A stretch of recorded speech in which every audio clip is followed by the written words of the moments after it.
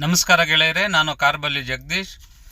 ಗೆಳೆಯರೇ, ಬನ್ನಿ ಇವತ್ತಿನ ವಿಡಿಯೋದಲ್ಲಿ ಮಹಾಕುಂಭಮೇಳದ ಬಗ್ಗೆ ನಿಮಗೆ ಕೆಲವು ಡೀಟೇಲ್ಸನ್ನು ತಿಳಿಸ್ಕೊಡೋಣ ಅಂತ ಬಂದಿದ್ದೀನಿ. ಹೌದು ಸ್ನೇಹಿತರೆ, ನೋಡಿ, ಈಗ ದೇಶದಲ್ಲಿ ಯಾವ ಮೂಲೆಯಲ್ಲಿ ನೋಡಿದ್ರು ಮಹಾಕುಂಭಮೇಳದ್ದೇ ಮಾತಾಗಿದೆ.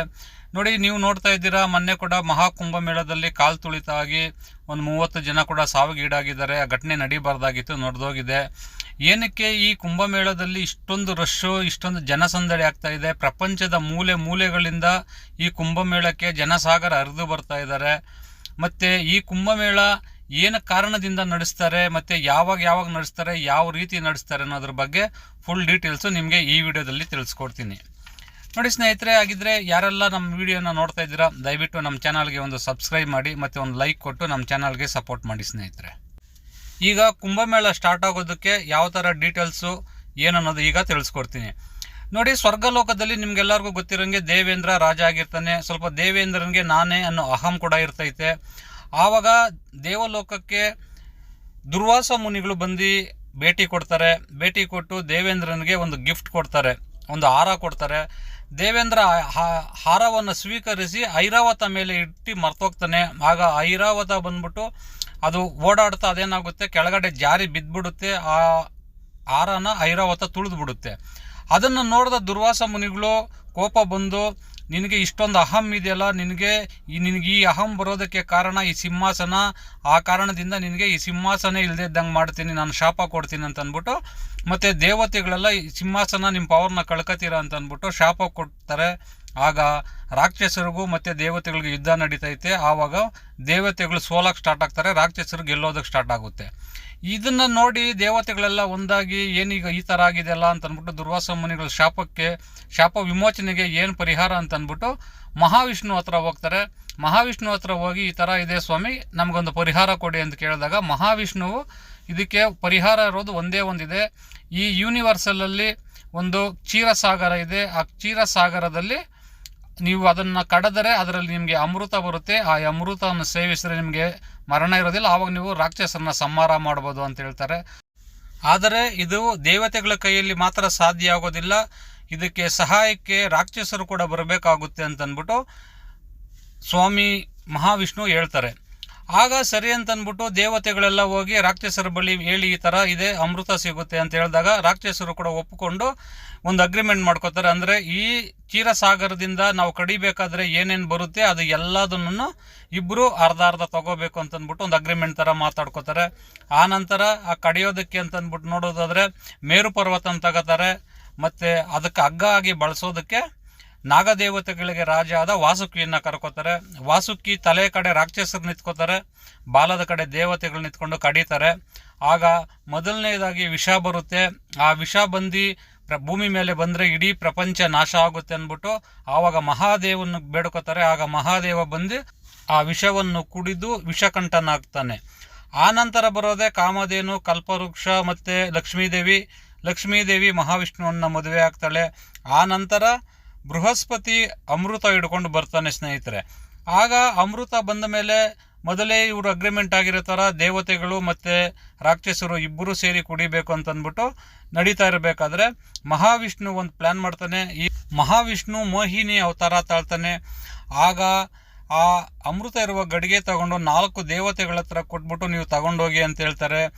ಆಗ ರಾಕ್ಷಸರು ಹಿಂದೆ ಬೀಳೋ ಕಾರಣಕ್ಕೆ ಮೋಹಿನಿ ಅವತಾರದಲ್ಲಿರುವ ಮಹಾವಿಷ್ಣು ರಾಕ್ಷಸರನ್ನು ಮಾಯ ಮಾಡೋ ಥರ ಗಡಿಗೆ ಕಾಣದೇ ಇದ್ದಂಗೆ ಮಾಡ್ತಾನೆ. ಆಗ ಇಬ್ಬರು ರಾಕ್ಷಸರು ಆ ಗಡಿಗೆಯನ್ನು ನೋಡಿ ದೇವತೆಗಳಿಂದ ಹಿಂದೆ ಓಡ್ತಾರೆ. ಆಗ ಹೋಗ್ತಾ ಏನಾಗುತ್ತೆ ಅಂದರೆ 4 ಹನಿ ಅಮೃತ ಕೆಳಗಡೆ ಬೀಳುತ್ತೆ.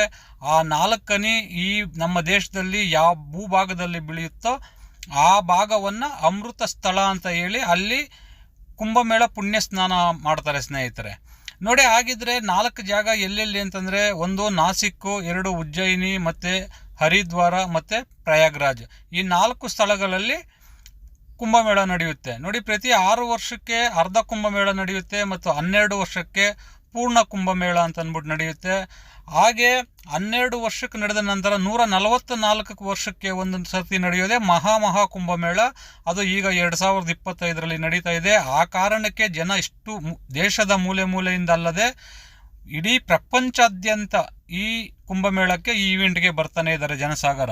ನೋಡಿ, ಯು ಪಿ ಗೌರ್ಮೆಂಟ್ ಅಂದ್ಕೊಂಡಿದ್ದು ಈ ಕುಂಭಮೇಳದಲ್ಲಿ 40 ಕೋಟಿ ಜನ ಬರ್ತಾರೆ ಅಂತ ಅವರು ಅಂಚನೆ ಹಾಕಿದ್ರು. ಆದರೆ ಈಗ ಬಂದಿರೋ ಜನ ನೋಡಿದ್ರೆ, ಜನಸಾಗರ ನೋಡಿದ್ರೆ, ಈಗ ಫೆಬ್ರವರಿ ಅಷ್ಟೊತ್ತಿಗೆ 35 ಕೋಟಿ ಜನ ಆಲ್ರೆಡಿ ಬಂದು ಇಲ್ಲಿ ಪುಣ್ಯ ಸ್ನಾನ ಮಾಡಿದ್ದಾರೆ ಅಂತ ಅಂದ್ಬಿಟ್ಟು ಡೀಟೇಲ್ಸ್ ಕೊಡ್ತಾ ಇದ್ದಾರೆ ಸ್ನೇಹಿತರೆ. ಹೌದು ನೋಡಿ, ಈ ಕುಂಭಮೇಳ ಸ್ಟಾರ್ಟ್ ಆಗಿದ್ದು ಜನವರಿ 13ಕ್ಕೆ ಸ್ಟಾರ್ಟ್ ಆಯಿತು, ಮತ್ತು ಮುಕ್ತಾಯವಾಗೋದು ಫೆಬ್ರವರಿ 26ಕ್ಕೆ. ಅಂದರೆ ಒಟ್ಟು 45 ದಿನಗಳ ಕಾಲ ಈ ಕುಂಭಮೇಳ ನಡೆಯುತ್ತೆ. ನೋಡಿ, ಈ ಕುಂಭಮೇಳ ಏನಕ್ಕೆ ಇಷ್ಟು ವಿಶೇಷ ಅಂದರೆ, ಈ ಸರ್ತಿ ಬಂದಿರೋದು ಕುಂಭಮೇಳ ನೋಡಿ, ಜನವರಿ 13 ಪೌರ್ಣಮಿ ಇರುತ್ತೆ, 14ಕ್ಕೆ ಮಕರ ಸಂಕ್ರಾಂತಿ ಇರುತ್ತೆ, ಮತ್ತು ಜನವರಿ 29ಕ್ಕೆ ಅಮಾವಾಸ್ಯೆ. ಆ ಅಮಾವಾಸ್ಯೆ ದಿನ ಪುಣ್ಯ ಸ್ನಾನ ಮಾಡಿದ್ರೆ, ಶಾಹಿ ಸ್ನಾನ ಮಾಡಿದ್ರೆ ಪಾಪಕರ್ಮಗಳೆಲ್ಲ ಕಳೆದೋಗುತ್ತೆ, ನಮಗೆ ಗೊತ್ತಿಲ್ದಿರ ನಾವು ಮಾಡಿರೋ ಕರ್ಮಗಳೆಲ್ಲ ಕಳೆದೋಗುತ್ತೆ, ಮತ್ತು ಪುಣ್ಯ ಬರುತ್ತೆ ಅಂತಂದ್ಬಿಟ್ಟು ಎಲ್ಲರೂ ನಮ್ಮ ಹಿಂದೂ ಧರ್ಮದಲ್ಲಿ ನಂಬ್ತಾರೆ. ಆ ಕಾರಣಕ್ಕೆ ಈ ಕುಂಭಮೇಳ ಇಷ್ಟು ಜನಸಂದಣಿ ಆಯಿತು. ಆವತ್ತು ಎಲ್ಲರೂ ಅಮಾವಾಸ್ಯೆ ದಿನ ನಾವು ಶಾಹಿ ಸ್ನಾನ ಮಾಡಬೇಕಂತಂದ್ಬಿಟ್ಟು ನುಗ್ಗಿದ್ದ ಕಾರಣ ಕಾಲು ತುಳಿತಾಯಿತು ಸ್ನೇಹಿತರೆ.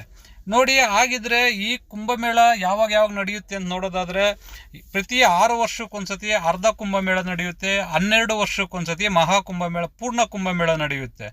12 ವರ್ಷಕ್ಕೆ ಒಂದ್ಸರ್ತಿ ಪೂರ್ಣ ಕುಂಭಮೇಳ ಯಾಕೆ ನಡೆಯುತ್ತೆ ಅಂತ ನೋಡೋದಾದರೆ, ನೋಡಿ, ಅಮೃತ ಬಂದಾಗ ರಾಕ್ಷಸರಿಗೂ ಮತ್ತು ದೇವತೆಗಳಿಗೂ 12 ದಿನ ಯುದ್ಧ ನಡೆಯುತ್ತೆ. ಆ ಕಾರಣಕ್ಕೆ ನಮ್ಮ ಈ ಭೂಮಂಡಲದಲ್ಲಿ ಕ್ಯಾಲ್ಕುಲೇಟ್ ಪ್ರಕಾರ 12 ದಿನವನ್ನು 12 ವರ್ಷಗಳಾಗಿ ಮಾಡಿಕೊಂಡು 12 ವರ್ಷಕ್ಕೊಂದ್ಸತಿ ಪೂರ್ಣ ಕುಂಭಮೇಳ ಅಂತಂದ್ಬಿಟ್ಟು ನಡೆಸ್ತಾರೆ ಸ್ನೇಹಿತರೆ. ನೋಡಿ, ಹಾಗಿದ್ರೆ ಅರ್ಧ ಕುಂಭಮೇಳ 6 ವರ್ಷಕ್ಕೊಂದ್ಸತಿ ನಡೆಯುತ್ತೆ, ಪೂರ್ಣ ಕುಂಭಮೇಳ 12 ವರ್ಷಕ್ಕೆ ನಡೆಯುತ್ತೆ. ಹಾಗೆ ಮಹಾ ಕುಂಭಮೇಳ 144 ವರ್ಷಗಳಿಗೆ ಒಂದ್ಸತಿ ನಡೆಯುತ್ತೆ ಸ್ನೇಹಿತರೆ. ನೋಡಿ, ಇದನ್ನು ಯಾವ ಥರ ಕ್ಯಾಲ್ಕುಲೇಟ್ ಮಾಡ್ತಾರೆ ಅಂತ ನೀವು ನೋಡೋದಾದರೆ, 3 ಗ್ರಹಗಳು ಒಂದೇ ಲೈನಲ್ಲಿ ಬಂದಾಗ ಈ ಮಹಾಕುಂಭಮೇಳವನ್ನು ನಡೆಸ್ತಾರೆ ಸ್ನೇಹಿತರೆ. ಆ 3 ಯಾವ ಗ್ರಹಗಳು ಅಂತಂದರೆ, ಸನ್ನು, ಮೂನು, ಜುಪಿಟರ್. ಈ 3 ಒಂದೇ ಲೈನಲ್ಲಿ ಬಂದಾಗ ಇದು 12 ವರ್ಷಕ್ಕೊಂದ್ಸತಿ ಬರುತ್ತೆ. ಆ ಟೈಮಲ್ಲಿ ಮಹಾಕುಂಭಮೇಳವನ್ನು ನಡೆಸ್ತಾರೆ ಸ್ನೇಹಿತರೆ. ಮತ್ತು ಇದು ನಡೆಯೋದು ಹರಿದ್ವಾರಲ್ಲಿ ನಡೆಯುತ್ತೆ, ಇಲ್ಲಾಂದರೆ ಪ್ರಯಾಗ್ರಾಜಲ್ಲಿ ನಡೆಯುತ್ತೆ ಸ್ನೇಹಿತರೆ. 2 ಜಾಗದಲ್ಲಿ ಮಾತ್ರ ನಡೆಯುತ್ತೆ. ಇದು ಉಜ್ಜಯಿನಿಯಲ್ಲಿ ಮತ್ತು ನಾಸಿಕಲ್ಲಿ ನಡೆಯೋದಿಲ್ಲ. ಮತ್ತು 144 ವರ್ಷಗಳಿಗೆ ಒಮ್ಮೆ ನಡೆಯೋ ಮಹಾಕುಂಭಮೇಳವನ್ನು ಯಾವ ಥರ ಕ್ಯಾಲ್ಕುಲೇಟ್ ಮಾಡ್ತಾರೆ ಅಂತಂದರೆ, ಇದನ್ನು ಕೂಡ 4 ಗ್ರಹಗಳು ಒಂದೇ ಲೈನಲ್ಲಿ ಬರ್ತವೆ. ಆವಾಗ ಇದು 144 ವರ್ಷಗಳಿಗೊಮ್ಮೆ ಬರುತ್ತೆ.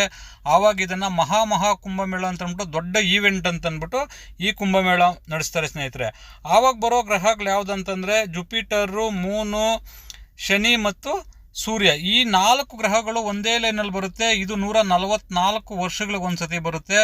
ಆ ಕಾರಣದಿಂದ ಇದು 144 ವರ್ಷಗಳಿಗೆ ಒಂದ್ಸತಿ ನಡೆಯೋ ಮಹಾ ಕುಂಭಮೇಳ. ಅದರಿಂದ ಈ ಸರ್ತಿ ಇದಿಷ್ಟು ವಿಶೇಷ ಆಗಿ ಪ್ರತಿಯೊಬ್ಬರು ಈ ಕುಂಭಮೇಳದಲ್ಲಿ ಪಾಲ್ಗೊಳ್ಬೇಕು, ಮತ್ತು ಪುಣ್ಯ ಸ್ನಾನ ಮಾಡಬೇಕು. ನಮಗೆ ಗೊತ್ತಿಲ್ದಿರ ನಾವು ಮಾಡಿರೋ ಪಾಪಗಳನ್ನು ಪರಿಹಾರ ಮಾಡ್ಕೋಬೇಕು ಅಂತ ನಮ್ಮ ಹಿಂದೂಗಳು ನಂಬೋ ಕಾರಣದಿಂದ ಪ್ರತಿಯೊಬ್ಬರು ಅಲ್ಲಿಗೆ ಹೋಗಿ ನಾವು ಸ್ನಾನ ಮಾಡಬೇಕು ಅಂತ ಅಂದ್ಬಿಟ್ಟು ಇಷ್ಟು ಜನ ಬಂದು ಅಲ್ಲಿ ನುಗ್ಗಲಾಗಿದೆ ಸ್ನೇಹಿತರೆ. ನೋಡಿ, ಆಗಿದ್ರೆ ನೀವು ಕೂಡ ಯಾರೆಲ್ಲ ಇನ್ನೂ ಹೋಗಿಲ್ಲ, ನಿಮ್ಮ ಹತ್ರ ಹೋಗ್ಬೇಕು ಅಂದ್ಕೊಳೋರಿದ್ರೆ ಹೋಗಿ ನೀವು ಈ ಪುಣ್ಯ ಸ್ನಾನ ಮಾಡಿ ಆ ದೇವರ ಕೃಪೆಗೆ ಪಾತ್ರರಾಗಬಹುದು ಸ್ನೇಹಿತರೆ. ನೋಡಿ, ಈ ಈವೆಂಟ್ಗೆ ಸರ್ಕಾರ ಎಷ್ಟು ಖರ್ಚು ಮಾಡ್ತಾ ಇದೆ ಮತ್ತು ಸರ್ಕಾರಕ್ಕೆ ಏನು ಲಾಭ ಬರುತ್ತೆ ಅಂತಂದ್ಬಿಟ್ಟು ಕೂಡ ತುಂಬ ಜನ ಕೇಳ್ತಾರೆ. ಅದನ್ನು ಕೂಡ ನಾನು ನಿಮಗೆ ಈ ವಿಡಿಯೋದಲ್ಲಿ ತಿಳಿಸ್ಕೊಡ್ತೀನಿ. ನೋಡಿ, ಈಗ ಈ ಈವೆಂಟ್ಗೋಸ್ಕರ ಉತ್ತರ ಪ್ರದೇಶ ಸರ್ಕಾರದವರು 3,500 ಕೋಟಿ ಬಜೆಟ್ನಲ್ಲಿ ಸಪ್ರೇಟಾಗಿ ಎತ್ತಿಟ್ಟಿದ್ದಾರೆ. 3,500 ಕೋಟಿ ಯು ಪಿ ಗೌರ್ಮೆಂಟ್ ಎತ್ತಿಟ್ಟರೆ, ಕೇಂದ್ರ ಸರ್ಕಾರದಿಂದ ಕೂಡ 2,100 ಕೋಟಿ ಸಪ್ರೇಟಾಗಿ ಈ ಕುಂಭಮೇಳಕ್ಕಾಗಿ ಬಜೆಟಲ್ಲಿ ಎತ್ತಿಟ್ಟಿದ್ದಾರೆ ಸ್ನೇಹಿತರೆ. ಹಾಗಿದ್ರೆ ನೀವು ಕೇಳ್ಬೋದು, ಸರ್ಕಾರ ಇಷ್ಟು ದುಡ್ಡು ಖರ್ಚು ಮಾಡಿ ಈ ಕುಂಭಮೇಳ ನಡೆಸ್ತಾ ಇದ್ದಾರಲ್ಲ, ಹಾಗಿದ್ರೆ ಸರ್ಕಾರಕ್ಕೆ ತುಂಬ ಹೊರೆ ಆಗ್ಬೋದಲ್ಲ ಅಂತ ಅಂದ್ಬಿಟ್ಟು. ಇಲ್ಲ ನೋಡಿ, ಇದು ಬರೀ ಸರ್ಕಾರ ಖರ್ಚು ಮಾಡ್ತಾ ಇರೋದು ಮಾತ್ರ ಹೇಳ್ತಿದ್ದಾರೆ. ಆದರೆ ಸರ್ಕಾರಕ್ಕೆ ಬರೋ ಇನ್ಕಮ್ ಹೇಳಿದ್ರೆ ನೀವು ಶಾಕ್ ಆಗ್ತೀರಾ.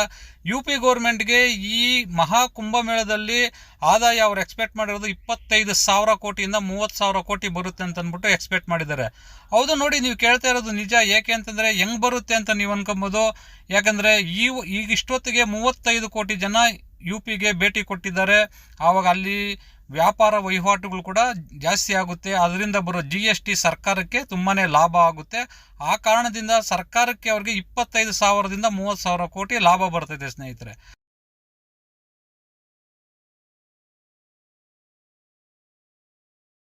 ನೋಡಿ, ಇದ್ರ ಜೊತೆಯಲ್ಲಿ ಕಾರ್ಪೊರೇಟ್ ಕಂಪನಿಗಳವರು ಕೂಡ 1,000 ಕೋಟಿ ಇದರಲ್ಲಿ ಇನ್ವೆಸ್ಟ್ಮೆಂಟ್ ಮಾಡ್ತಾ ಇದ್ದಾರೆ.